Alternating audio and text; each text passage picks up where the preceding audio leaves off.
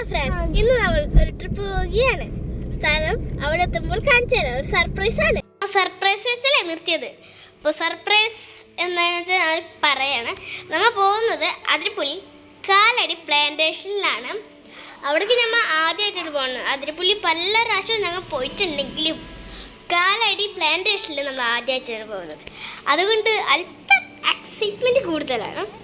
അങ്ങനെ ഞങ്ങൾ പോവുകയാണ്. അവിടെ എത്തിയപ്പോൾ ഒരു ചെക്ക് പോസ്റ്റ് കണ്ടു. അവിടെ 5 ആനകളുണ്ടെന്ന് അത്ര പറഞ്ഞു. ആനകൾ സ്ഥലമെന്ന് പറഞ്ഞു. അത് കാരണം ഞങ്ങൾ ഓക്കെ പറഞ്ഞിട്ട് അവിടെ പോയി. അങ്ങനെ അവിടെ നോക്കുമ്പോൾ ഒരു ആനേനെ ഞങ്ങൾ കണ്ടു. നിങ്ങളും കണ്ടോ? ആനേനെ പിടിയാനെന്ന് സംശയമുണ്ട്. നോക്കും എന്ത് ഭംഗിയുള്ളതാണ്. ഫുഡ് കഴിക്കാൻ മുമ്പായിട്ട് നമ്മൾ പ്ലേറ്റ് വാങ്ങാൻ മറന്നു വെച്ചിട്ടുണ്ടേ. അതുകൊണ്ട് നമ്മൾ എന്നിട്ട് ഇലയിലാണ് ഫുഡ് കഴിച്ചത്. അപ്പോൾ ഫുഡൊക്കെ കഴിച്ചു കഴിഞ്ഞ് വേഗം കഴിച്ചു വിട്ടു. ഫുഡൊക്കെ അധികം നേരം അവിടെ നിന്നില്ല. വീണ്ടും യാത്ര തുടർന്നു ഞങ്ങൾ. അതിരപ്പള്ളി എത്തി. പക്ഷേ അതിരപ്പള്ളിയിൽ ആരും ഇറങ്ങിയില്ല. കാരണം ഫുഡ് കഴിച്ചായിട്ട് ഭയങ്കര ക്ഷീണമായിരുന്നു. പിന്നെ പല പ്രാവശ്യം വന്നത് കാരണം വലിയ ഇൻട്രസ്റ്റ് ഉള്ള. പിന്നെ കുറേ നടക്കാനൊക്കെ ഉണ്ട്.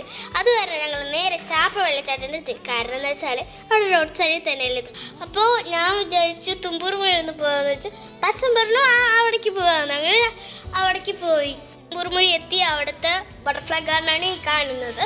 അവിടെ ഒരു ഗൊറില്ലയുടെ ഫോട്ടോ ഒക്കെ ഉണ്ട്. അങ്ങനെ ഞങ്ങളുടെ ഒരു അത്യാവശ്യം നല്ലൊരു പാർക്കായിരുന്നു അവിടുത്തെ. പണ്ടത്തെ പോലൊന്നുമല്ല, ഇച്ചിരി മോഡിഫൈ ഒക്കെ ചെയ്തിട്ടുണ്ട്.